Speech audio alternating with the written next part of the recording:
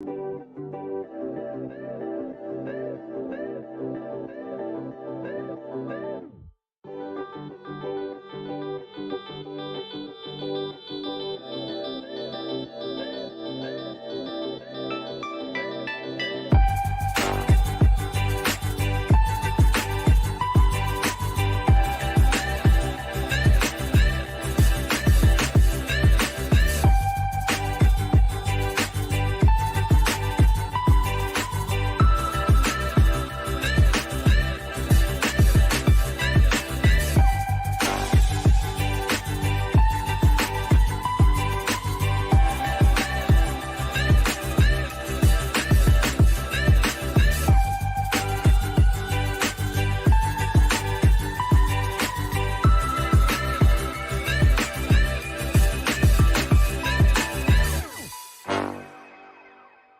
name is Rebecca Johnson, and I love Batman v Superman: Dawn of Justice.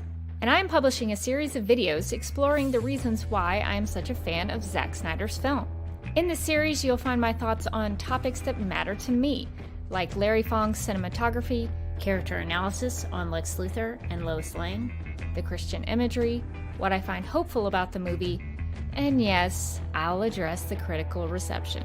So if you're interested in any of those topics, I hope you will get something out of this series and find out why Batman v Superman: Dawn of Justice has had such a profound, heartfelt, and inspiring impact on my life.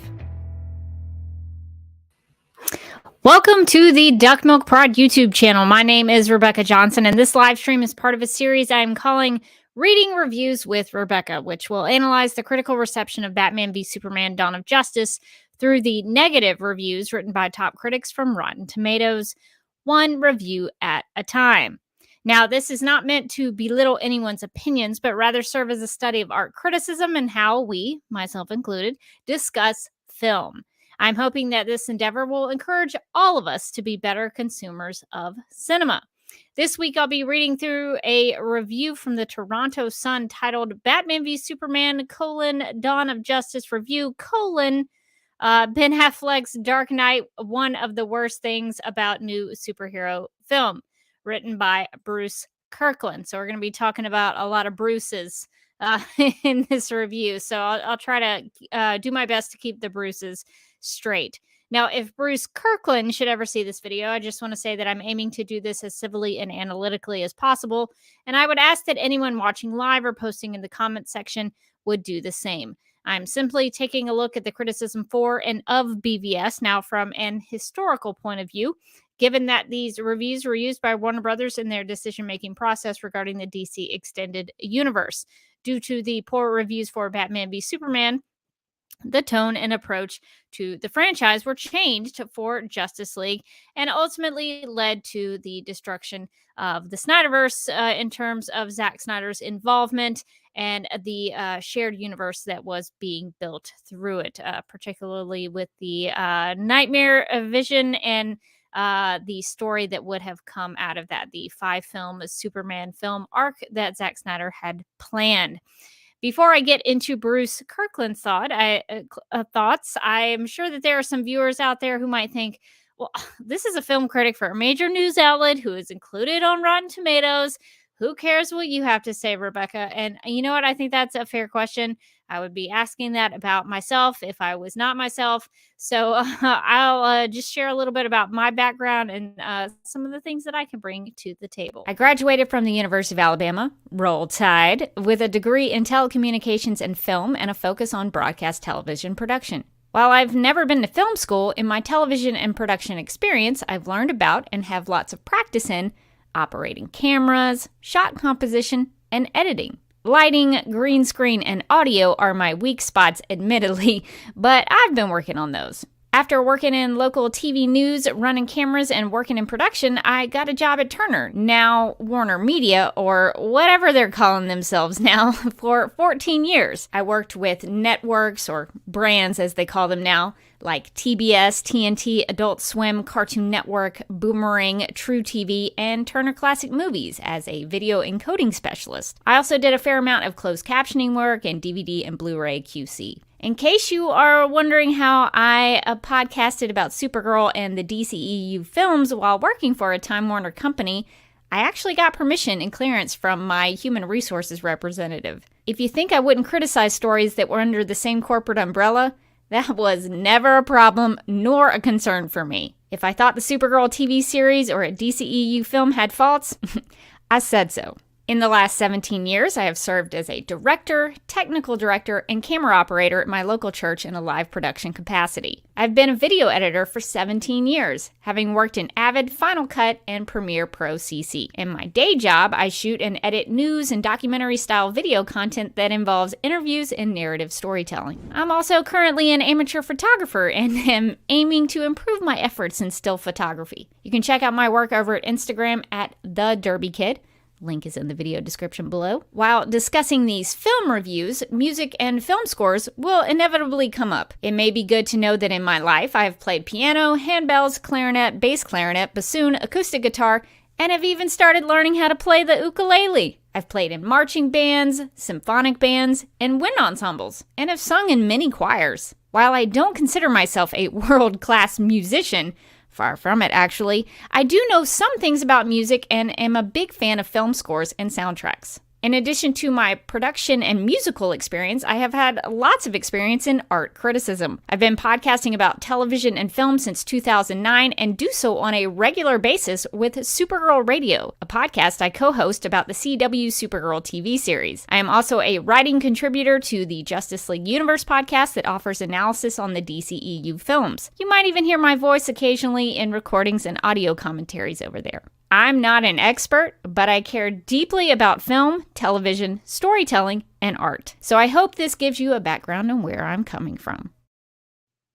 All right, now that we have gotten that out of the way, we can get into reading the review. And I say we because there's a couple people watching, and I do this for the people watching live and for the people who watch on the replay.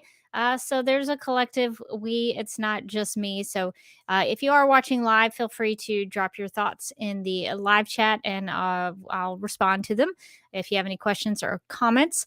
And I would like to remind everyone that we do have the link to the review that I'm about to read through in the video description below the video. So if you'd like to read along for yourself, I encourage you to do that so that you know that I'm not making this up. This is a real review that was written by a real person. So keep that in mind. David says hi in the chat. I think my StreamYard is a little delayed. It's taking a little while to bring everything up. So if you don't see something right away, just be patient with it. But thanks, David, for joining me. It's been a little bit since I've done one of these live streams. Been busy, so trying to get them in when I can. All right, so let's get into Bruce's review from the Toronto Sun. Starting out, I like to look at the title or the headline for these things. I have no idea if Bruce actually wrote this or if this was an editor or someone high above him who wrote it for him. So I can't really critique too much in terms of Bruce's writing here because I don't know for sure if he wrote this. But the title or the headline, however you want to look at it, reads Batman v Superman, Dawn of Justice Review, Ben Affleck's Dark Knight, one of the worst things about new superhero film. And I guess if I was going to critique the title, I would say that it's a little wordy, a lot of colons in there, but at least it gives me as the reader an idea of where things may be heading as I get into the review, the actual body part of the review. And it lets me know right away what this reviewer thought about Ben Affleck's Batman. So we'll have to see if, even though I absolutely disagree with this statement, I'm curious to hear Bruce's argument on how he is going to support this statement. So we'll see what his thoughts are about Bruce and Ben Affleck in this review. Spoiler alert, I've read this beforehand to make some notes. It's very confusing, his perspective on Ben Affleck in this review, and we'll get to that. All right, so starting the actual review itself, Bruce writes, quote, "This is frustrating. Half of Batman v Superman Dawn of Justice is brilliant. Unfortunately, the other half of Zack Snyder's epic length superhero movie is so bloated and it blunts the effects of the good stuff. This live action comic book movie, which with an overwrought running time of 2 hours and 31 minutes, oh, it's so long, gets bogged down in too much existential angst, too much deadly soul searching, and too much post 9/11 fear mongering. Not that those elements should be eliminated. Bruce is like, no, I mean, you can include those elements. That's fine. But he says, quote, because they are part of enriching the DC extended universe. But director Snyder and screenwriters Chris Terrio and David S. Goyer lay it on too thick. This dreary darkness overwhelms us. Who is he talking about? Us. He should be talking from his perspective. Sorry, I'm trying not to interject too much during the reading of this, but that really bothers me. And to finish it out, he says, this dreary darkness overwhelms us, even during the excessive action scenes, unquote. Okay, so you know what's frustrating to me is a review that drops the word brilliant about this film and then doesn't write about what was actually brilliant about it. That's what I find frustrating about the beginning of this.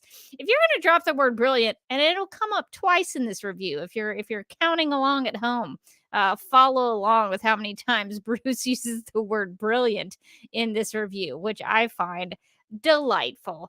But drops the word brilliant, then really doesn't get into what's brilliant about it. I want to know what does Bruce think is brilliant about Batman v Superman: Dawn of Justice? I would be so interested in that.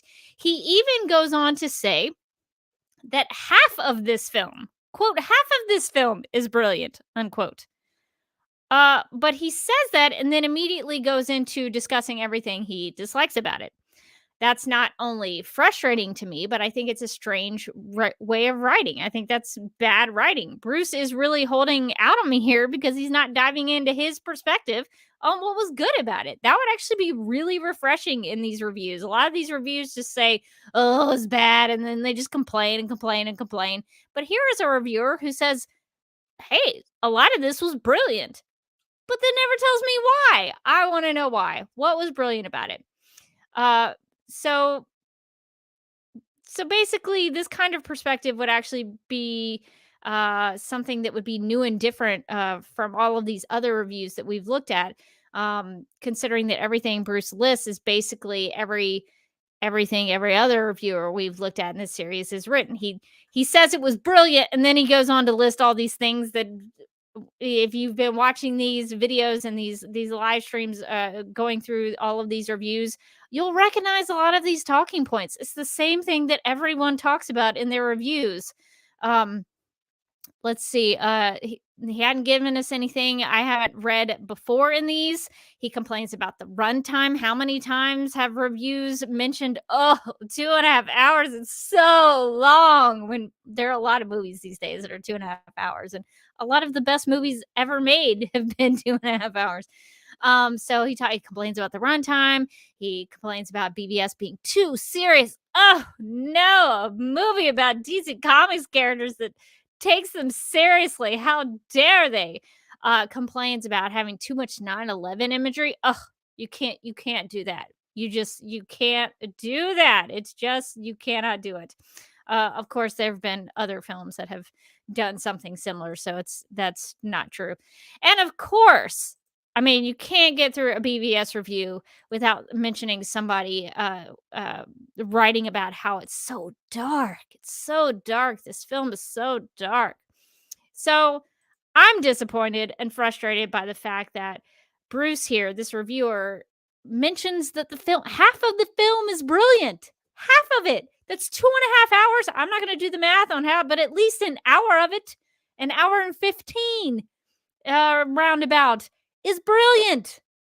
Why is he not talking about that? I want to know, what does he think is brilliant? Is it the scores? Is it the performance? Is it the stories? Is it cinematography? What does he think is brilliant? That, to me, that's frustrating.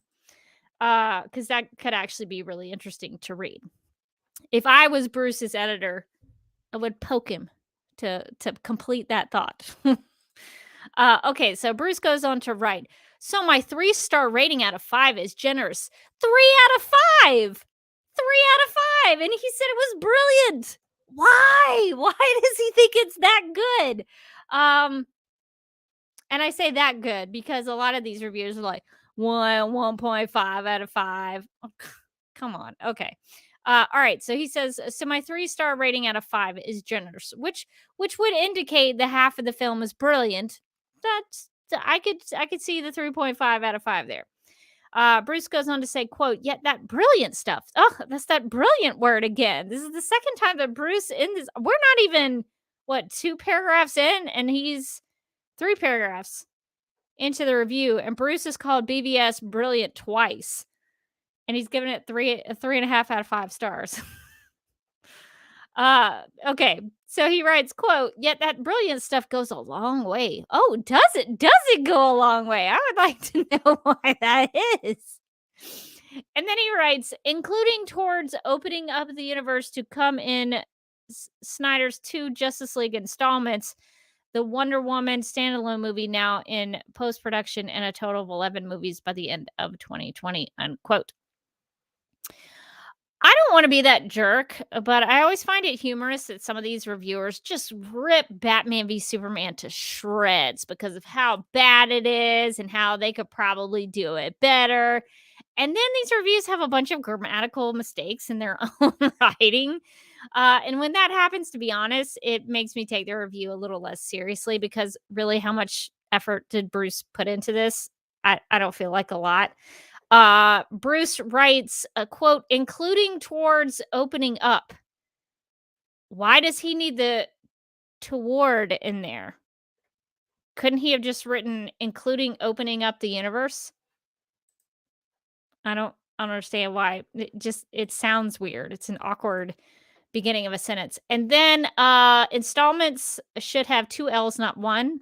I don't know if this is a Canadian thing. Maybe in Canada you spell installments with 1 L. I don't know. But as far as I'm aware, installments has 2 L's. So little grammatic and weirdly written sentencing there. So continuing on, Bruce writes, quote, there may even be a 12th if rumors of a new standalone Batman starring and directed by Ben Affleck come to fruition. Snyder nearly confirmed as much to me in a recent interview, unquote.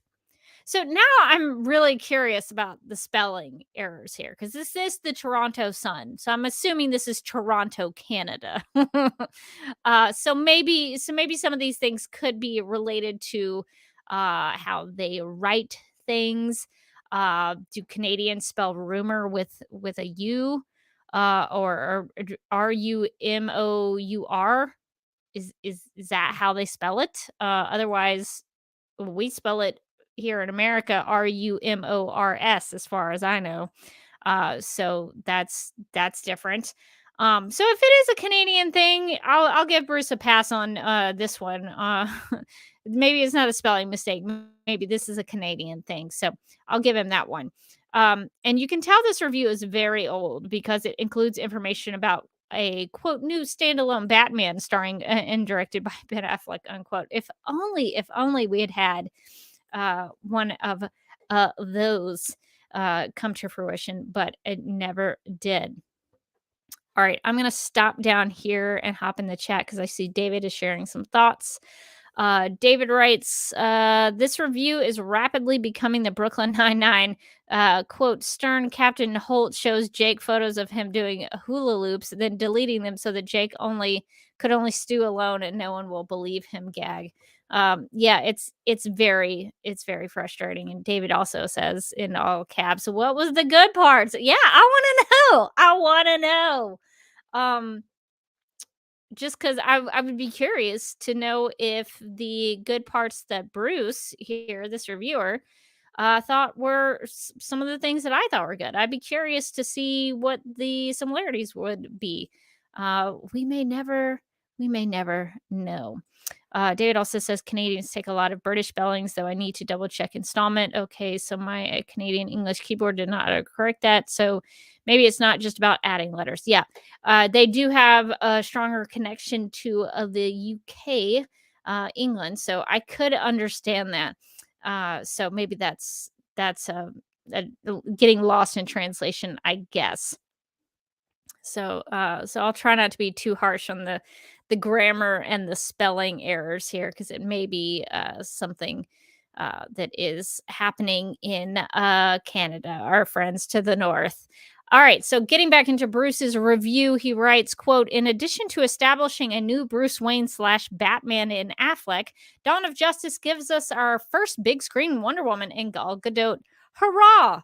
It also briefly gives us, quote, found footage, unquote, glimpses of Barry Allen slash The Flash, played by Ezra Miller, Victor Stone slash Cyborg, played by Ray Fisher, and Arthur Curry slash Aquaman, played by Jason Momoa, all for future movies.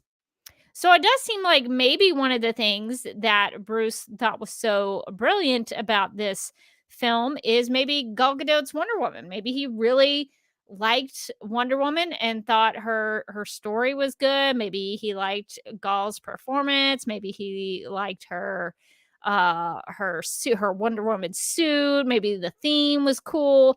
I don't know. I'm kind of guessing on that, but it does seem like Wonder Woman was a plus here. Although I do have questions about why it sounds like a negative to give us, quote, found footage glimpses, unquote, of Justice League future movies. Why is that a bad thing? I don't really understand why that's a bad thing. You can maybe not like it, I guess. I can understand that. Maybe you're like, oh, this is corny. But is it poorly done? Is it hard to understand? Is it not shot well? Is the acting no good? Does it take away from what's happening, or does it actually build up to the interest and the mystique and the intrigue of the world now having these metahumans and Batman and Wonder Woman knowing about it? Does it build some intrigue on that? Who is that guy underwater who's really fast underwater and has those kind of shark eyes? Who is that guy? So I don't really understand this critique is in a lot of these Batman v Superman Dawn of Justice reviews. They love to mention the runtime. They love to mention the dark element, which is hilarious to me for all kinds of reasons, and they love to talk about this like 2-minute sequence of the found footage. And it's they want to remind you that it's a 2.5 hour film, but they don't mention that these glimpses for future movies is only 2 minutes of that 2.5 hours. They never talk about that runtime of that sequence, which I always find really funny because they complain about that sequence, but then they don't mention it actually doesn't last very long. Like, it's not a big part of the film. So why are you complaining about it so much?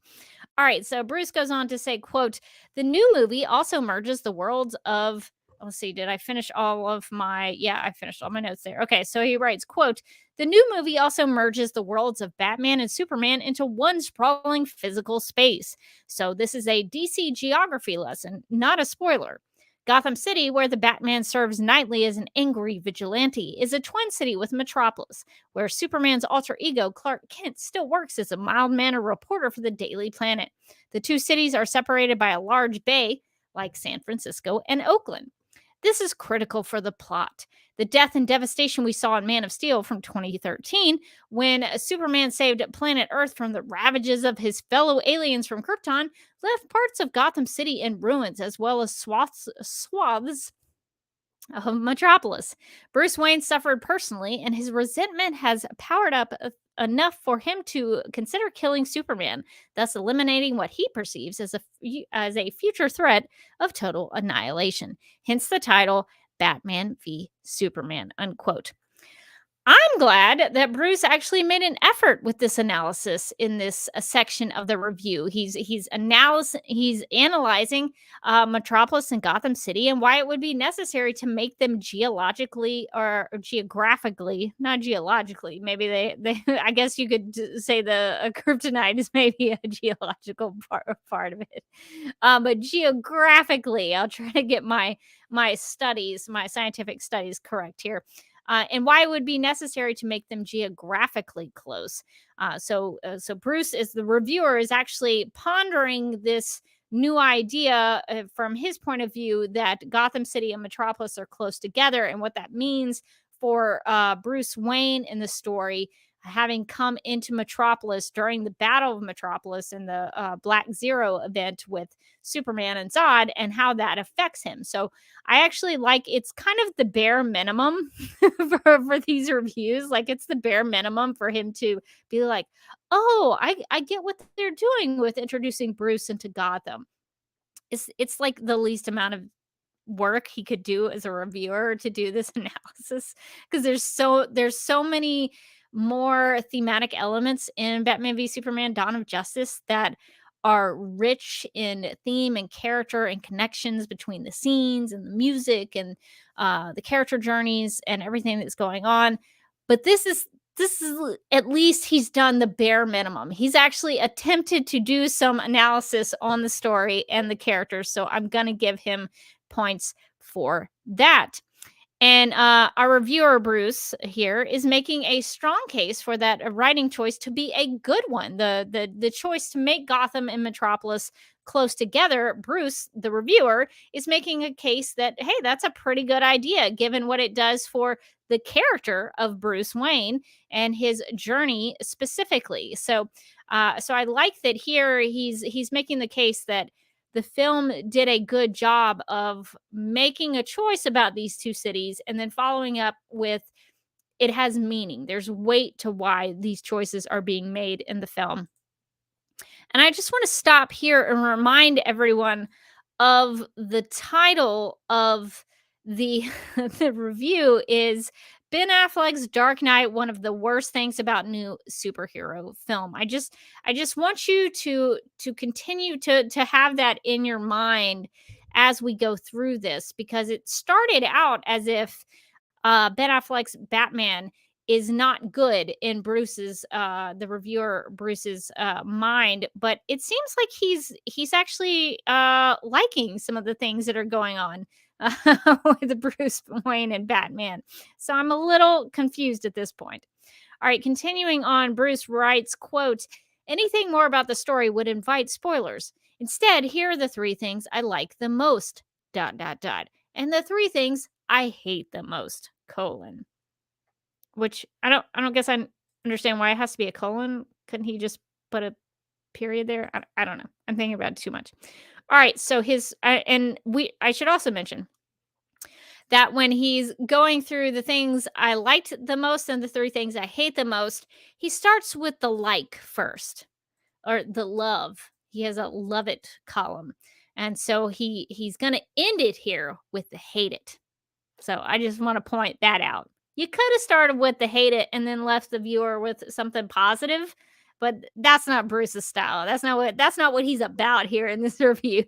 So he's going to start with his love it column. All right, so it says love it number 1. This is Bruce writing. The casting. He loves a colon. Bruce loves a colon in this review. Everything has a colon. All right, love it number 1, colon, the casting, colon.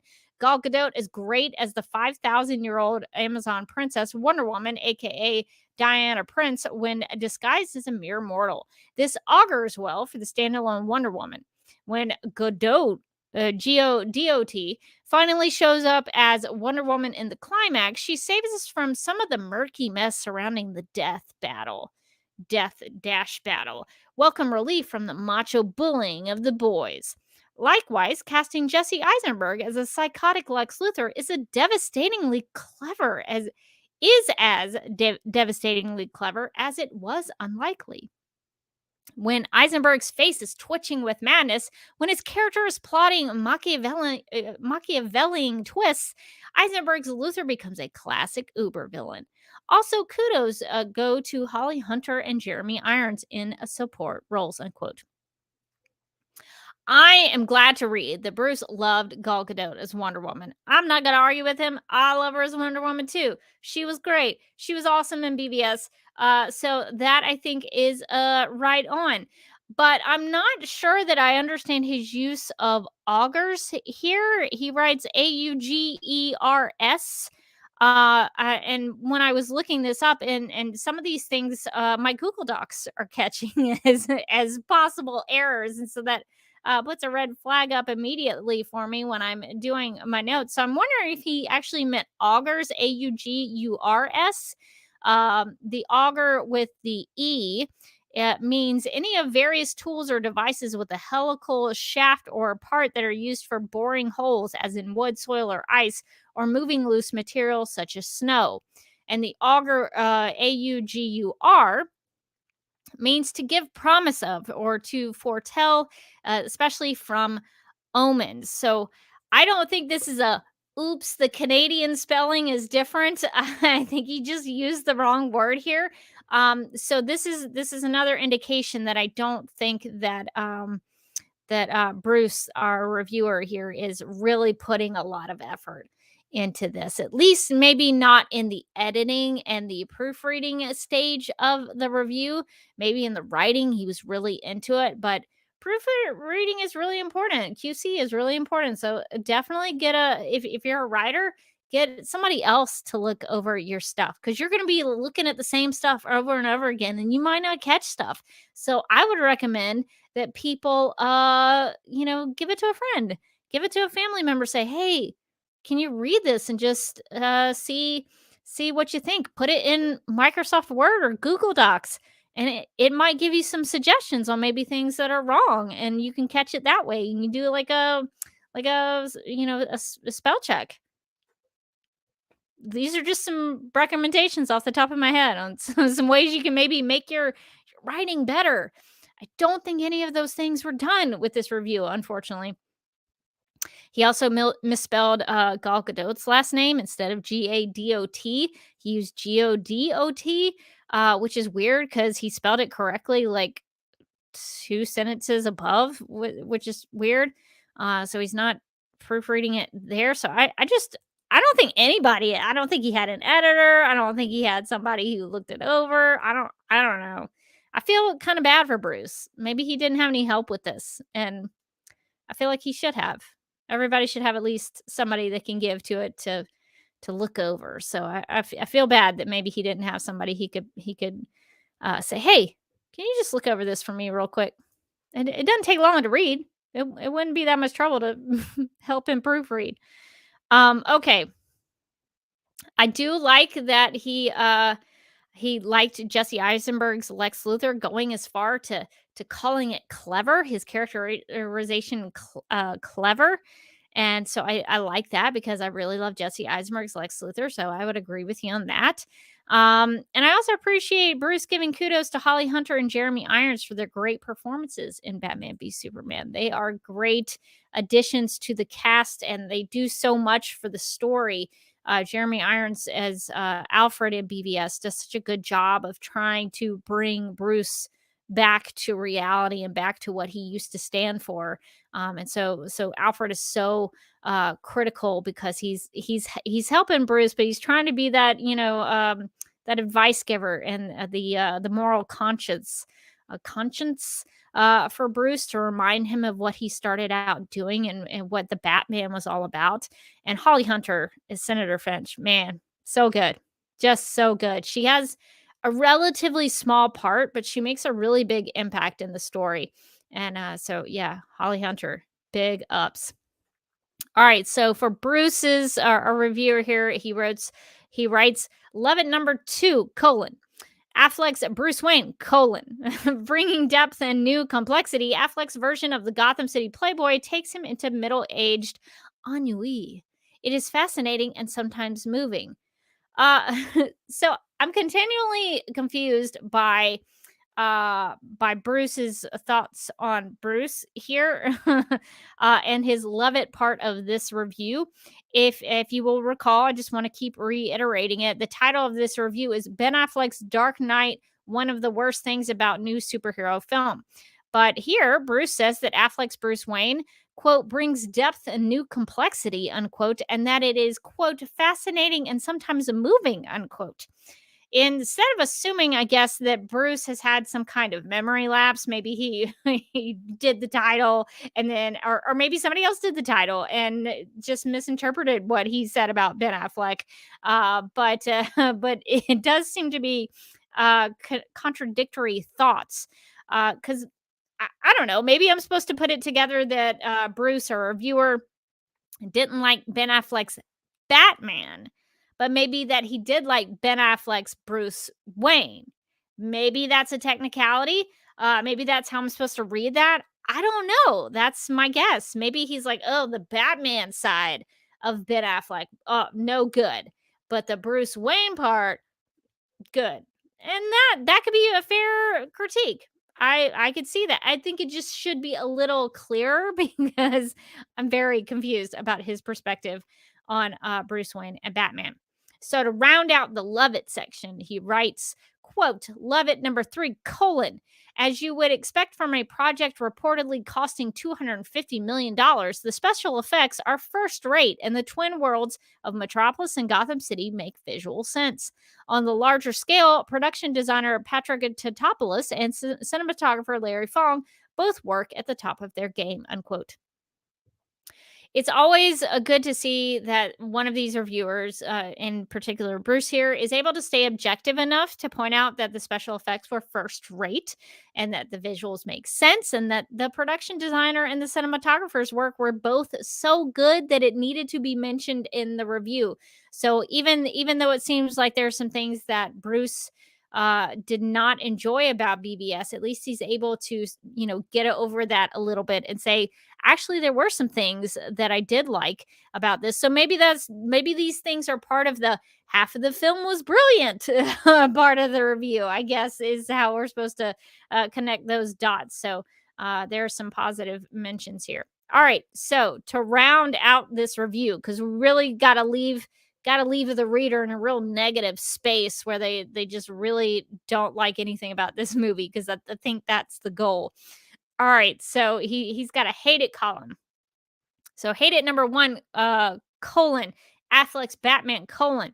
There's nothing really wrong with his performance, but when he dons the armored version of the Batsuit to battle Superman, Affleck looks like a big, bad, clunky RoboCop. He become impersonal, therefore no emotional impact, unquote. So I think Bruce meant to write he becomes impersonal, but I'm pretty sure the review says just he become impersonal. Really got to put some spell check time in here. Really got to like run it through some sort of, maybe you don't even need to give it to a human being. You could just have Google Docs offer you suggestions on how to strengthen the writing here. Really, just everything is falling by the wayside, and I think some just basic elements of proofreading and running it through a spell check probably would have helped Bruce here. But that's just a minor point. Let's get to the bigger point about this, because this is another area of confusion where I don't really understand Bruce's perspective on Ben Affleck's Batman, because if we will recall, I'm going to go back to it for a third time. The title of this piece, this whole review, is Ben Affleck's Dark Knight, one of the worst things about new superhero film. That's the title. That's the first thing that I read when I opened this up.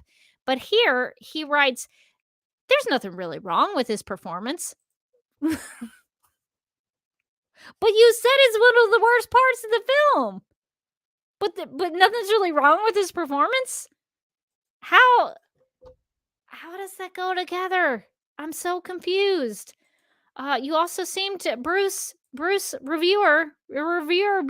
seemed to really like character Bruce's journey and his story and thought it made sense. So I'm not sure that I understand Bruce's perspective on Ben Affleck in this film at all. I don't understand it. The headline says that his Batman is one of the worst parts of the film, but he seems to like Affleck's Bruce Wayne. That's what he said. And here he says that there is, quote, nothing really wrong with his performance, unquote, as Batman. So this is not consistent, and I'm deeply, deeply confused. I'm also assuming that armored is spelled the way it is because that's the Canadian spelling of armored, so I'm not going to critique it for that. I will come with the become impersonal. That's not right. But the bigger area of the become impersonal aspect of this section is that uh I guess the big issue, this is what I'm reading into the review. So if people watching this have a different take on this, I'd be interested in hearing it. But it seems like so Bruce, his title is that Ben Affleck's Batman, one of the worst parts about the film. So that's what we started with. So after reading this section, my question is Bruce's biggest issue, Bruce, the reviewer, is reviewer Bruce's biggest issue with Ben Affleck's Batman that he doesn't like the armored batsuit? Is that is that why Ben Affleck's Batman is one of the worst parts of the film? Because it's not Bruce Wayne's character journey. Reviewer Bruce liked that. He called it fascinating. And it can't be the performance from Ben Affleck. He said there's nothing really wrong with the performance. So it can't be that. But he spent a lot of time describing how Affleck looks like a big, bad, clunky RoboCop. Is the armored batsuit really the issue here? Wow.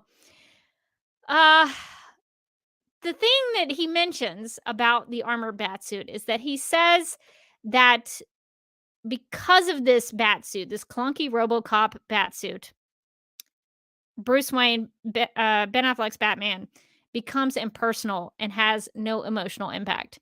And this is where I call into question whether or not reviewer Bruce has actually watched the film.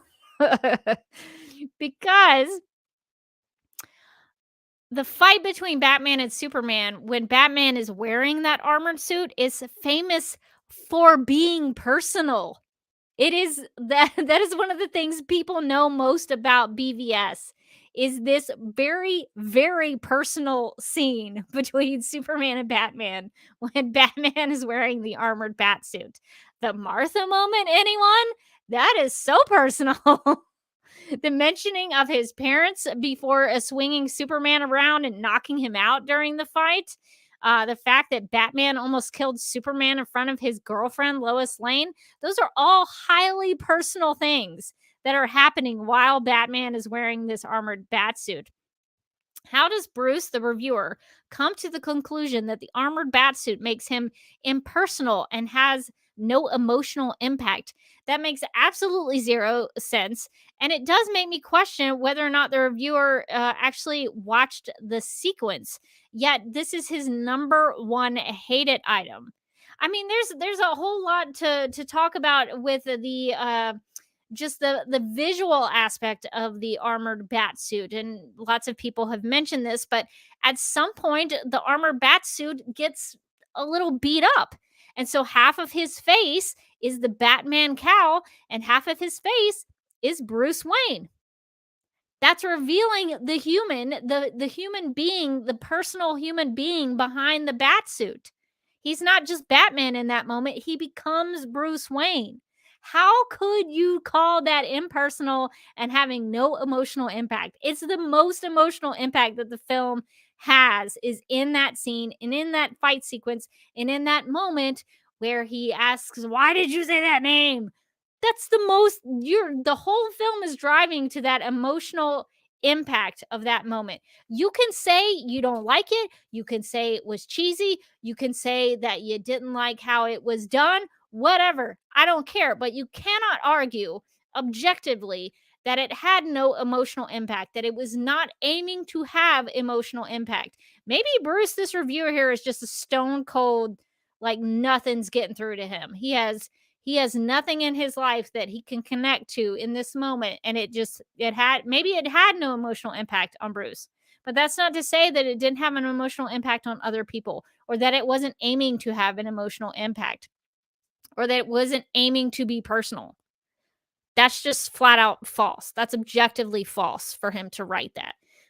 So that's mind blowing to me, that his biggest issue seems to be that he didn't like the armored batsuit, which was very faithfully adapted from Frank Miller's Dark Knight Returns. It's not something that Zack Snyder and Ben Affleck just made up out of like, oh, this will be cool. No, it's actually taken from Frank Miller's Dark Knight Returns so that it has a meaning and a reason to be there.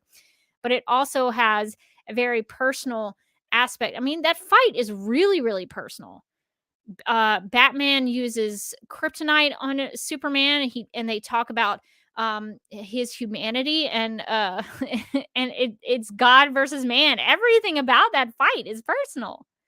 So I think there's a lack of trying to spend time in diving into the analysis of the film here, and that's really quite disappointing to me because when you actually go into it and look at the dialogue and think about the character journeys and what's happening to these two characters, Batman and Superman, in this moment, there's actually a lot of really good stuff going on there. And so to say that it has no emotional impact and it's not personal, wow. Wow.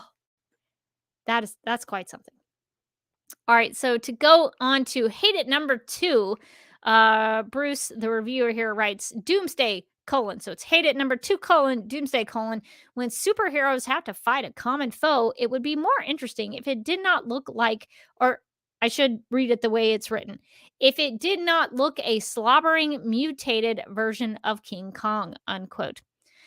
So my question to this is what does Bruce, this reviewer, want Doomsday to look like? Because being a quote slobbering mutated version of King Kong unquote is pretty close to comic book accurate. I mean, what do you want Doomsday to look like?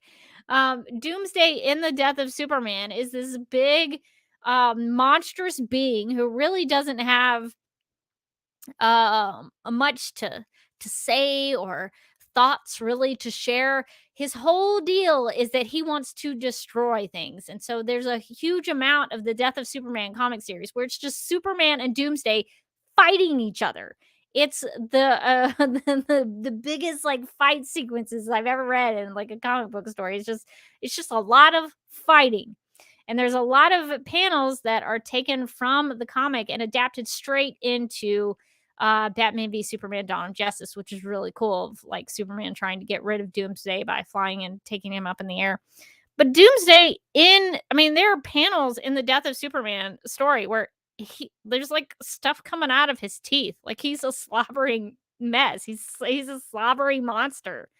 And I think the King Kong mention is that in Batman v Superman: Dawn of Justice, when Doomsday is kind of starting out his prowl on the city.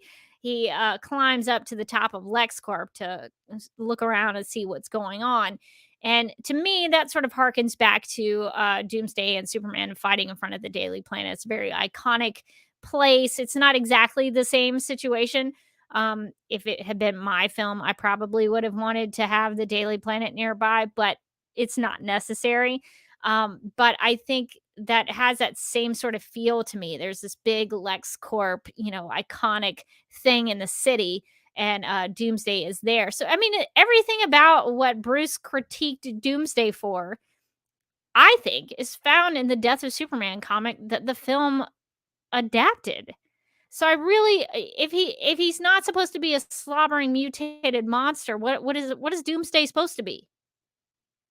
I'm very confused. I wish that our reviewer here, Bruce, had elaborated on that. So much of these reviews, the problems that I have with them is that they'll just say something and they never follow it up with an explanation of why they think the way that they think. You're not going to spoil it for me to explain yourself to say why you think it shouldn't be a slobbering monster. I don't know. I think the being that kills Superman should be a monstrous, slobbering monster, this unkillable being. I think that should be the way that Doomsday is this pointy, just huge, slobbery, mutated monster. Yes, give that. That's what I want. That's what I want out of Doomsday. So I don't know what our reviewer Bruce here would rather have had. But it's a strange critique to me that the Doomsday shouldn't be those things because he actually is those things. Um, so let's get into number 3, I guess. This is kind of how we're gonna wrap up. This is the big finish of reviewer Bruce's review of Batman v Superman: Dawn of Justice. So he writes, quote, "Hate it number 3, colon, the endless repetition of convoluted plot points about B and S," which I guess is Batman and Superman, but I'm having to read into that. I don't know. Like maybe B and S is somebody else. I don't know. Plot points about B and S, all leading to the obvious climax, is tiresome, unquote. So that's the last thing that Bruce is going to write here. All right. So, quote, endless repetition of convoluted plot points, unquote. What are those? What are the convoluted plot points that Bruce is mentioning? I'm having to guess because I don't know. He didn't write specifically what they are. I guess because he didn't want to spoil anything, but I'm having to guess. I'm having to infer about his feelings and what he thinks about it. Maybe he's talking about the motifs that run throughout the film, like Bruce's nightmares. Maybe that's the endless repetition that he's talking about. I don't know. It's a guess. So I don't know what he's referring to here, but even if it is regarding the nightmares and the obvious climax that he's talking about, if he's talking about those things, like I guess he's talking about the Martha moment as the obvious climax. Why are those things tiresome? Why are they what does he call them? Convoluted plot points.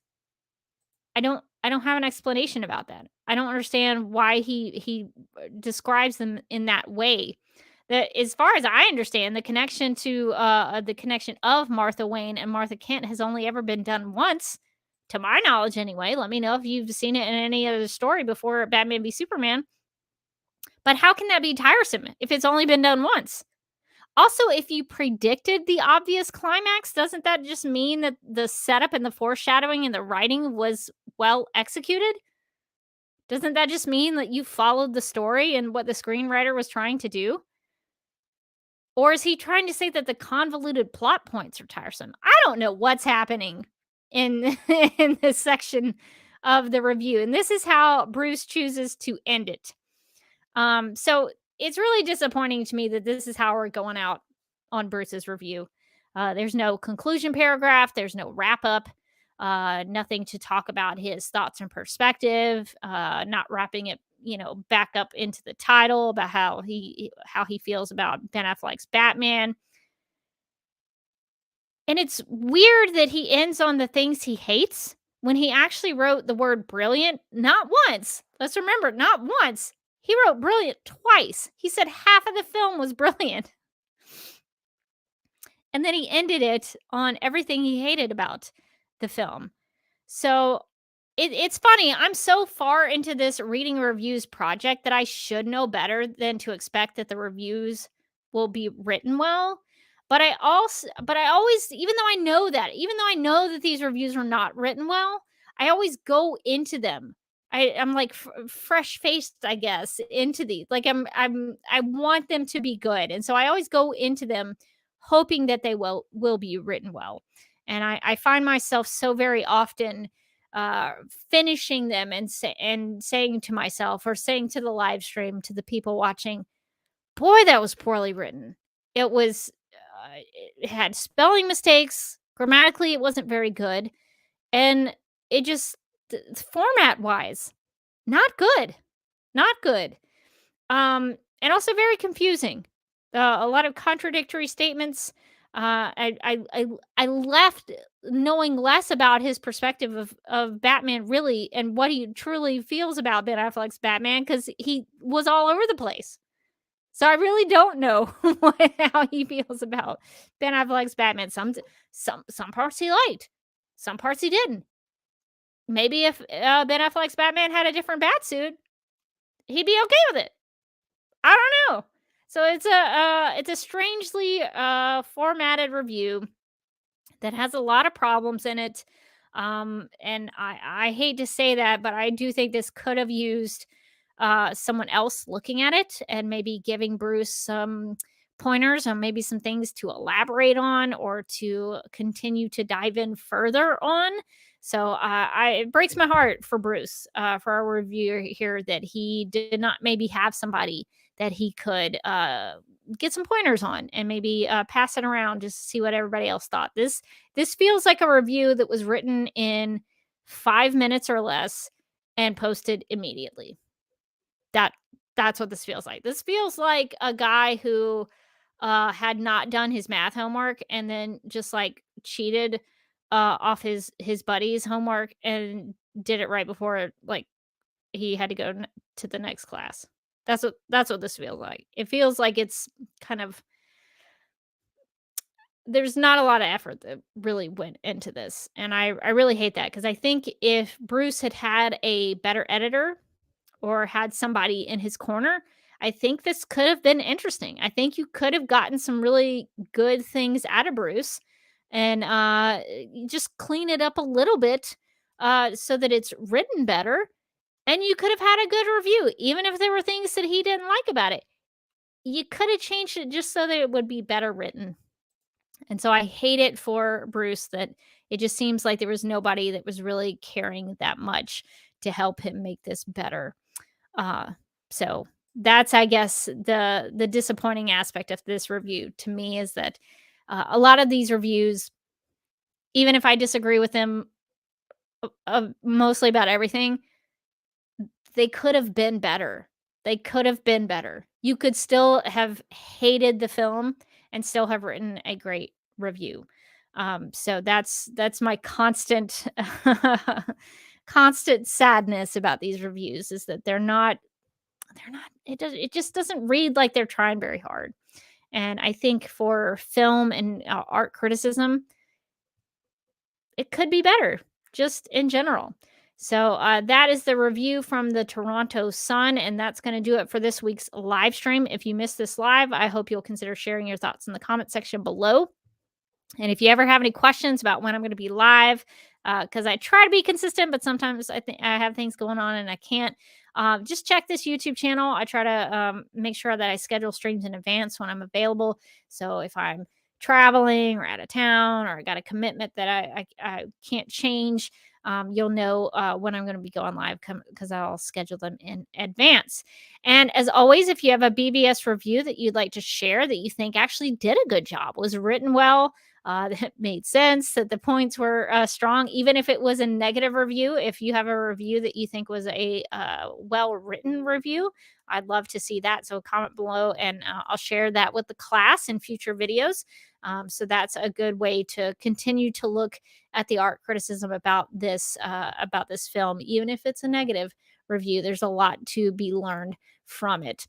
Well, I think that is going to do it for me. So I'm going to let voiceover Rebecca, she's great. Voiceover Rebecca really helps me out. So I'm going to let her wrap this live stream up, and I guess we'll read another review another time. If you would like to see more of these live streams, make sure to subscribe to this YouTube channel at youtube.com/duckmilkprod. If you'd like to keep in touch with me personally, you can follow me on Instagram at TheDerbyKid and on Vero at DerbyKid. You can hear my thoughts on the CW Supergirl TV series and all things Kara Zor-El over at Supergirl Radio by visiting supergirlradio.com, subscribing wherever you listen to podcasts, or subscribing to the DC TV Podcast YouTube channel, which you can find at youtube.com/DCTV Podcasts. Also, please check out the Justice League Universe podcast for in-depth analysis on the DCEU films, including Batman v Superman: Dawn of Justice. And before I go, I hope that this live stream video series will inspire you to think more critically and thoughtfully about film and storytelling. I'd like to leave you with this quote from C.S. Lewis's book titled An Experiment in Criticism. The truth is not that we need the critics in order to enjoy the authors, but that we need the authors to enjoy the critics. My name is Rebecca Johnson, and I love Batman v Superman: Dawn of Justice. and I am publishing a series of videos exploring the reasons why I am such a fan of Zack Snyder's film.